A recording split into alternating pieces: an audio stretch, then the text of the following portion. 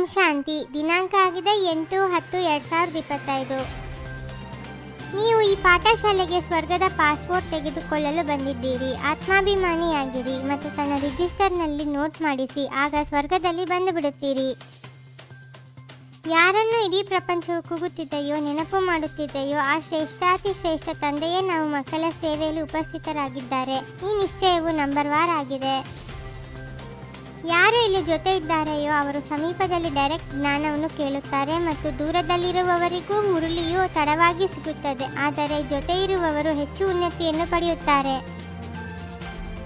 ದೇಹದಿನ ತಂದೆ ಯಾರನ್ನು ಇಡೀ ಸೃಷ್ಟಿಯು ನೆನಪು ಮಾಡುತ್ತದೆ ಅವರೀಗ ನಮ್ಮ ಸೇವೆಯಲ್ಲಿ ಉಪಸ್ಥಿತರಿದ್ದಾರೆ ಮತ್ತು ನಮಗೆ ಶ್ರೇಷ್ಠಾತಿ ಶ್ರೇಷ್ಠರನ್ನಾಗಿ ಮಾಡುವ ಮಾರ್ಗವನ್ನು ತಿಳಿಸುತ್ತಾರೆ. ತಂದೆಯು ಮಕ್ಕಳಿಗೆ ಎಚ್ಚರಿಕೆ ನೀಡುತ್ತಾರೆ. ಎಲ್ಲರೂ ಒಂದೇ ರೀತಿಯಾಗಿ ಇರಲು ಸಾಧ್ಯವಿಲ್ಲ. ಬಂಧನದಲ್ಲಿರುವವರು ಮೊದಲಾದವರು ಹೊರಗಡೆ ಇದ್ದುಕೊಂಡೇ ಬಹಳ ಸಂಪಾದನೆ ಮಾಡಿಕೊಳ್ಳುತ್ತಾರೆ.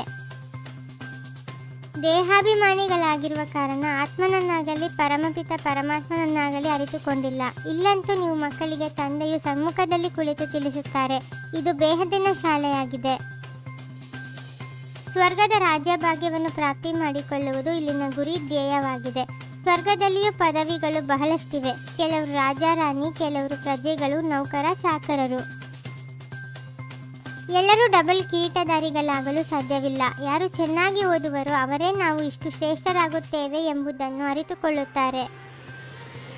ನಾವೇ ದೇವತೆಗಳಾಗುತ್ತಿದ್ದೇವೆಂದು ಪಕ್ಕದಲ್ಲಿಯೇ ಕಿರೀಟ ಮತ್ತು ಸಿಂಹಾಸನವುಳ್ಳ ಚಿತ್ರವಿರಲಿ. ಪ್ರದರ್ಶನಿಗಳಲ್ಲಿಯೂ ಸಹ ಈ ಚಿತ್ರವನ್ನಿಡಬೇಕು. ಇದು ರಾಜಯೋಗವಾಗಿದೆ. ಈಗ ಇದು ಪುರುಷೋತ್ತಮ ಸಂಗಮ ಯುಗವಾಗಿದೆ. ಈ ವಿದ್ಯೆಯು ಎಷ್ಟು ಶ್ರೇಷ್ಠರನ್ನಾಗಿ ಮಾಡುವಂತಹದ್ದಾಗಿದೆ. ಇದರಲ್ಲಿ ಹಣದ ಅವಶ್ಯಕತೆಯೂ ಇಲ್ಲ. ವಿದ್ಯಾಭ್ಯಾಸದ ಉಮಂಗವಿರಬೇಕು. ಮಾಯೆಯು ಈ ರೀತಿ ಇದೆ. ತಂದೆಯ ನೆನಪನ್ನೇ ಮರೆಸಿಬಿಡುತ್ತದೆ. ನೆನಪಿನಲ್ಲಿಯೇ ವಿಘ್ನಗಳು ಬರುತ್ತವೆ. ಇದೇ ಯುದ್ಧವಲ್ಲವೇ? ತಂದೆಯನ್ನು ನೆನಪು ಮಾಡುವುದರಿಂದಲೇ ಆತ್ಮವು ಪವಿತ್ರನಾಗುತ್ತದೆ. ನೀವು ಯೋಗ ಬಲದಿಂದಲೇ ವಿಶ್ವದ ರಾಜ್ಯ ಭಾಗ್ಯವನ್ನು ಪಡೆಯುತ್ತೀರಿ. ಶಸ್ತ್ರಗಳಿಂದ ಯಾರೂ ವಿಶ್ವದ ಮಾಲೀಕರಾಗಲು ಸಾಧ್ಯವಿಲ್ಲ. ಅವರದು ಸೈನ್ಸ್, ನಿಮ್ಮದು ಸೈಲೆನ್ಸ್ ಆಗಿದೆ. ನೀವು ಮಕ್ಕಳು ಯೋಗ ಬಲದಿಂದ ವಿಶ್ವದ ರಾಜ್ಯ ಭಾಗ್ಯವನ್ನು ತೆಗೆದುಕೊಳ್ಳುತ್ತಿದ್ದೀರಿ. ಅವರು ಖಂಡಿತ ಪರಸ್ಪರ ಹೊಡೆದಾಡುವರು. ಮಧ್ಯದಲ್ಲಿ ನಿಮಗೆ ವಿಶ್ವರೂಪಿ ಬೆನ್ನೆಯೂ ಸಿಗುವುದು. ಯಾರಾದರೂ ಮರಣ ಹೊಂದುತ್ತಾರೆಂದರೆ ಇದೂ ಸಹ ಡ್ರಾಮಾದಲ್ಲಿ ನಿಗದಿಯಾಗಿದೆ. ಡ್ರಾಮಾದ ಎಷ್ಟೊಂದು ತಿಳುವಳಿಕೆ ಸಿಗುತ್ತದೆ, ಆದರೆ ನಂಬರ್ ವಾರ್ ಆಗಿ ತಿಳಿದುಕೊಳ್ಳುತ್ತಾರೆ. ಮಕ್ಕಳಿಗೆ ಕರ್ಮ, ಅಕರ್ಮ, ವಿಕರ್ಮದ ರಹಸ್ಯವನ್ನು ತಿಳಿಸಲಾಗಿದೆ. ಇಲ್ಲಿ ಎಂತಹ ಕರ್ಮ ಮಾಡುವರೋ ಅದಕ್ಕೆ ಪ್ರತಿಯಾಗಿ ಒಳ್ಳೆಯ ಅಥವಾ ಕೆಟ್ಟ ಫಲವನ್ನು ಪಡೆಯುತ್ತಾರೆ. ಇದು ಕರ್ಮಕ್ಷೇತ್ರವಾಗಿದೆ. ಸತ್ಯಯುಗವು ಸ್ವರ್ಗದ ಕರ್ಮಕ್ಷೇತ್ರವಾಗಿದೆ. ಅಲ್ಲಿ ವಿಕರ್ಮಗಳೇ ಆಗುವುದಿಲ್ಲ. ಇವೆಲ್ಲ ಮಾತುಗಳನ್ನು ಬುದ್ಧಿಯಲ್ಲಿ ಧಾರಣೆ ಮಾಡಿಕೊಳ್ಳಬೇಕಾಗಿದೆ. ತಂದೆಯು ತಿಳಿಸುತ್ತಾರೆ, ಯಾತ್ರಿಕನಾದ ನಾನು ಸದಾ ಅತಿ ಸುಂದರನಾಗಿದ್ದೇನೆ. ನಿಮ್ಮನ್ನು ಬಹಳ ಸುಂದರರನ್ನಾಗಿ ಮಾಡುತ್ತೇನೆ. ಈ ದೇವತೆಗಳಿಗೆ ಸ್ವಾಭಾವಿಕ ಸೌಂದರ್ಯವಿದೆ. ಸಮರ್ಪಿತರ ಜೊತೆಗೆ ನಿಶ್ಚಯ ಬುದ್ಧಿಯವರಾಗಬೇಕಾಗಿದೆ. ಯಾವುದೇ ಪತಿತ ಕರ್ಮವಾಗಬಾರದು. ಒಳಗೆ ಯಾವುದೇ ಅವಗುಣವಿರಬಾರದು. ಆಗ ಒಳ್ಳೆಯ ಪದವಿ ಸಿಗುತ್ತದೆ.